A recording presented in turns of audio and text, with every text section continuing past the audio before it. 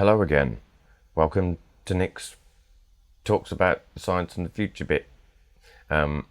This bit I want to talk about is black holes. They're my favourite cosmological event. They are the most non-understood event, at least what happens in the middle of a black hole. And they're phenomenally terrifying, exciting, fascinating, and they exist naturally. They are a product of Mr. Einstein's equations, and they exist. And the reason I want to talk about all this stuff, as I keep mentioning, is because it takes you back to that first video I mentioned about how we've got all this advanced technology available now. We've tried to reverse engineer a lot of it. We have anti-gravity, speak to Bob Lazar.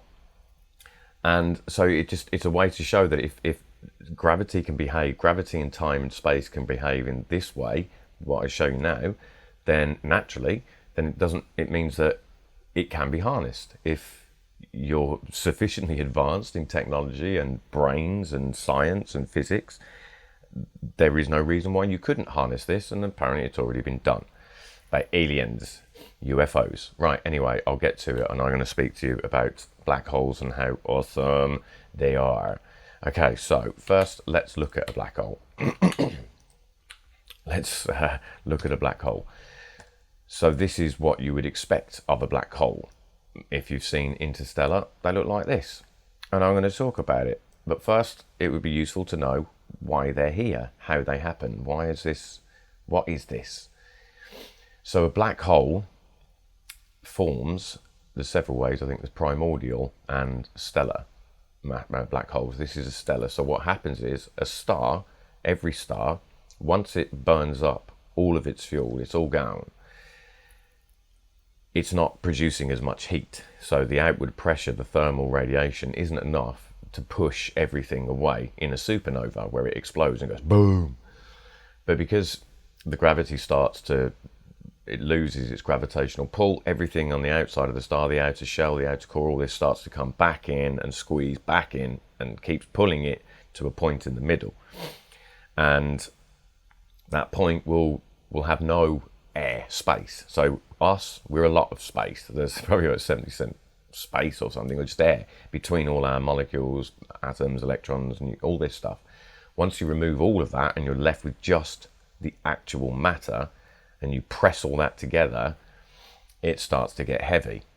If a dying star doesn't become a black hole, it becomes a neutron star, which spin real quick and are probably the most dense thing we know about. If you took a spoonful of neutron star, it'd be about the weight of Mount Everest. So that's a heavy fucking spoon. Wouldn't want to play an egg and spoon race on a neutron star. But if the star is large enough and it goes past something called the Schwarzschild radius, if it goes beyond that radius, it will likely become a black hole. If it's below that radius, like our sun, it's not big enough. It will just blow up, supernova. In about 4 billion years, everything in this solar system is fucked because the sun's going to die. So that's how they form. And the bigger they are, the more matter they start to condense into the middle. If it gets beyond a point, it becomes something called the singularity, which is infinite density. It's infinite heavy. You can't, if you put this on a scale, it'd say infinite. So a black hole has in the middle the singularity. The center of the black hole we know fuck all about.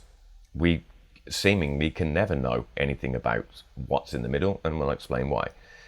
So in the middle of the singularity, the black hole is pulling everything that comes close to it towards that singularity, and it's pulling it real fucking quick, and I'll explain that too.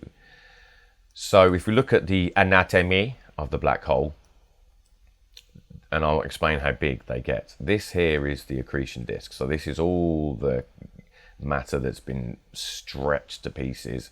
Spaghettification, we'll get into that. And it's just tore it all to pieces, and it's spinning around here, especially at the speed of light.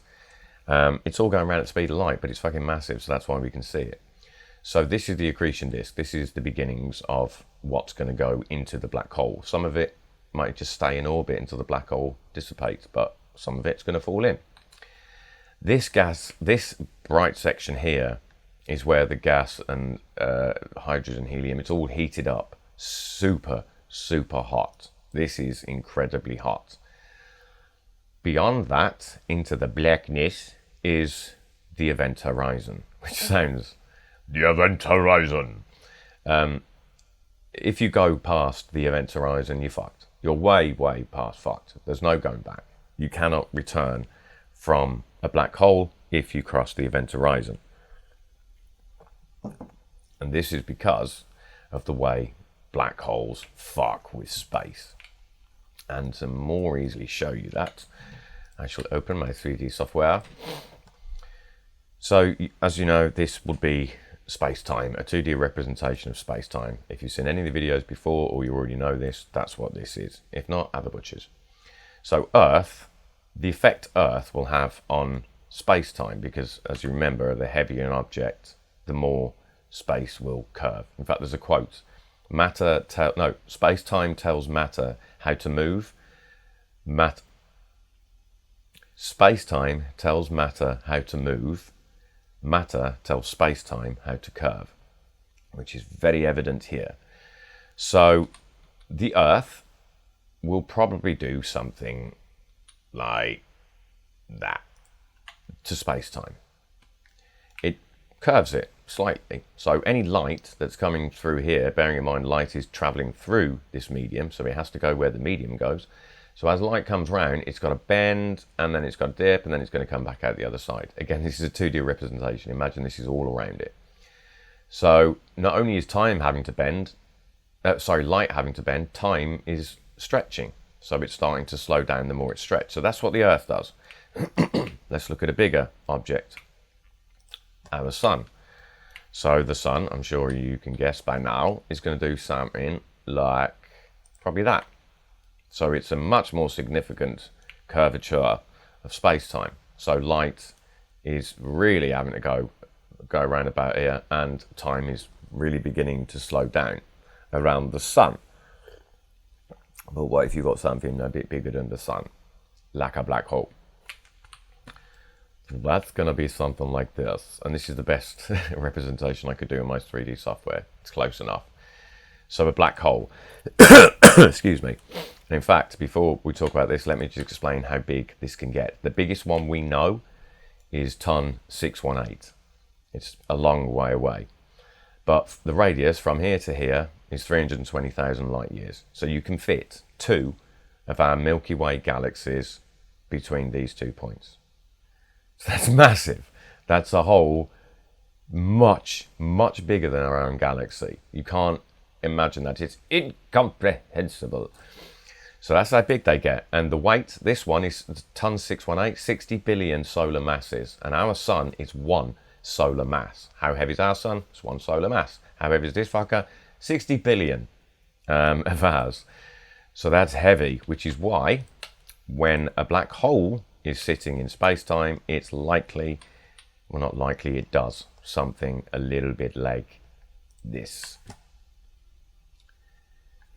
Which should be a bit scary, considering what the sun is doing to space-time and what we're doing to space-time. Not much, but a black hole. Do you remember that VHS game, Atmosphere? I am the gatekeeper. This is a black hole. So it's pulling, and bearing in mind again, this is 2D, so only way we can comprehend this. The bottom here is the singularity. It is the point in the center of the black hole. But imagining space warping and dragging, this is the best way we can see it. So again, this is happening all over. So this being the event horizon right here. If you pass that, down you go.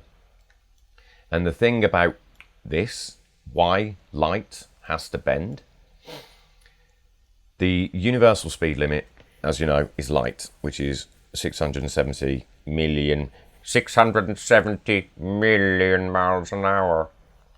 670 million miles an hour. That is the speed limit. You cannot go faster than light in space. But ain't nothing telling space how fast that motherfucker can go. Space can stretch as quick as it fucking pleases. It has to be stretching faster than light can move, because, as we say, if light crosses the event horizon, it can't fucking turn around and go back. It's fucked.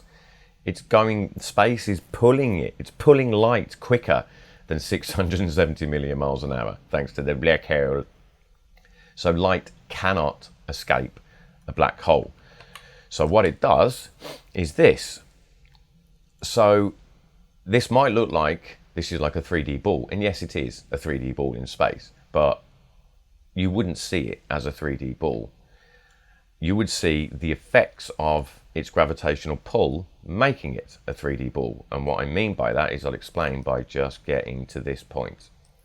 So remember, this is the accretion disk, solid, flat, not solid. What it is, no, it's it's just a lot of mass stripped of its space and air in between them. So this is the accretion disk, and it's only going like Saturn. You've seen rings on Saturn. They're not going up and round like this is. There is only one disk which goes across the center here. What's happening here to give you this light is you're actually seeing the back of the black hole. You're seeing what's behind this. The light can't, to get to us, it can't come through the middle of the black hole. It's got to go around it. So this light here and this light here is actually this bit. But we can see it because the space is so warped around it. I mean, I've got images to show you exactly that happening in nature. This is an image of that taken by the Hubble, and what this is called gravitational lensing. So what's happening here is there's something fucking heavy in the middle, either a black hole, a big old fucking black hole, or a galaxy cluster. Lots of galaxies here. Whatever it is, it's heavy as fuck, and it's warping that space and time a lot, so that when this ring galaxy here, once the light hits the back of this mass, it's got to go around it, and then it will come back when space gets back to normal. So we see this gravitational lensing. This is actually behind whatever is here. So again, because of the lensing, we're looking at the back, we're looking behind the black hole, but we're seeing it because of the gravitational lensing. And in this image, you see it explained probably better. So here's the galaxy, that ring galaxy we were looking at. It's a galaxy cluster here. It could be a black hole. And then all the light is going around here. You can see it warping. You can see it go around here, and then we see it. So we are seeing behind whatever's in the middle.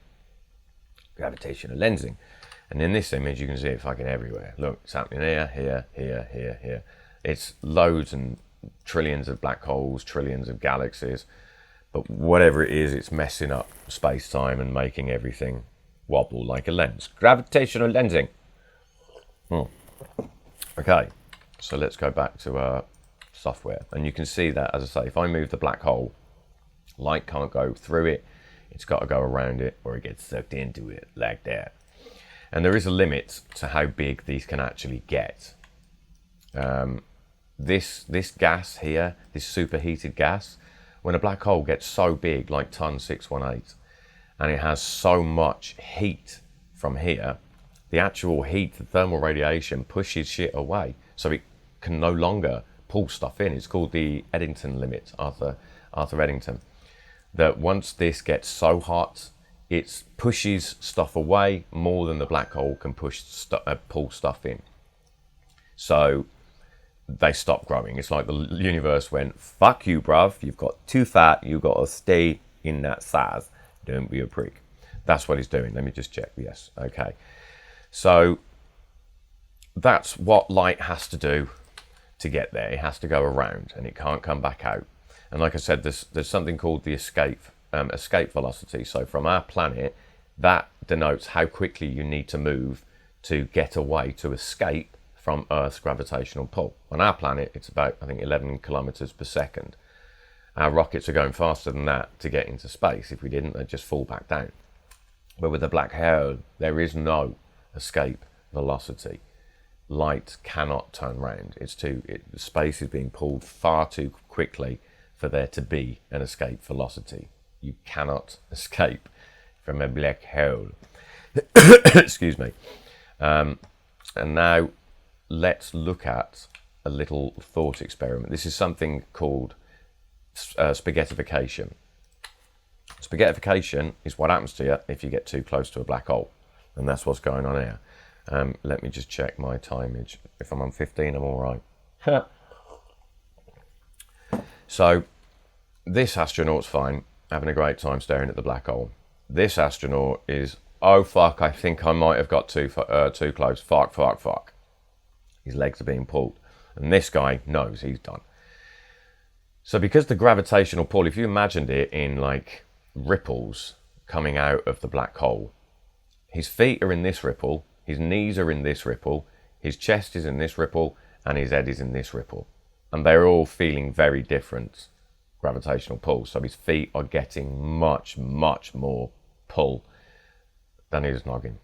So he just gets spaghettified, stretched. That's what happens to everything. Just pulls you apart, atom by atom, molecule by molecule, just rips you, spaghettifies you. And here I can semi-show you that. So if you've got, in fact, we do this thought experiment, 2 astronauts, right? One of them, they're both in space, hanging above a black hole, and they want to do an experiment. So astronaut A over here, he said, what we're going to do, astronaut B, is I'm going to tie a rope to me, tie a rope to you, and we're just going to get you close. Just see what happens, mate. Just see what happens. Just lower you to the black hole. Astronaut B's like, yeah, that sounds like a great idea. So astronaut 1 is like, come on, Ruff, just tie my nose. There we go, just tie my rope. Okay, I am secure. And then just get you up. Fuck off, you prick. And then pushes poor unfortunate astronaut B, because unbeknownst to astronaut B, he was not aware that astronaut A knew that astronaut B was sleeping with his wife. So he's been pushed. And as he gets close to the black hole, he will start to warp like this. His legs, I mean, it's not quite spaghettification, but he just eventually, as you can see, don't point at the screen, Nick. You can now see him down here as well. So he's going to start getting stretched and warped, and then he will just become part of the event horizon and the accretion disk, and eventually part of the black hole. But what's funny is what happens from each astronaut's perspective. So say astronaut A, he's looking at astronaut B while he's tying his rope. From his perspective, he's tying the rope and he goes, fuck off, you prick, pushes him. Astronaut B would be doing, the one who's falling would look something like this. What you fucking do that for, you fucking prick? I'm gonna fucking, when I get back, I'm gonna fucking kill you. And then he would pause forever, because as you see, it's space-time being slowed down and stretched. The closer this astronaut B gets to the hole, the more time dilation he is experiencing. So from astronaut A's perspective, he's watching his now dead friend moving slower and slower and slower and slower and slower and slower and slow motion until he stops altogether, because by that point he has crossed, astronaut B has crossed the event horizon, and no more light comes off of him. There is no more light to see because there's nothing else coming back. All the light from astronaut B is now going towards the singularity. The light that left him before he went past that threshold is the last light you will ever see. From astronaut B's perspective, once he gets pushed, he looks at astronaut A. Astronaut A goes, off he goes, gone, never to be seen again. His time is moving so much quicker from astronaut B's perspective. So if you want to go in the future, orbit a black hole for a bit, leave, you'll be all right, because time's moving a lot slower close to a black hole. Let me just check, have I got everything that I wanted to? Yes.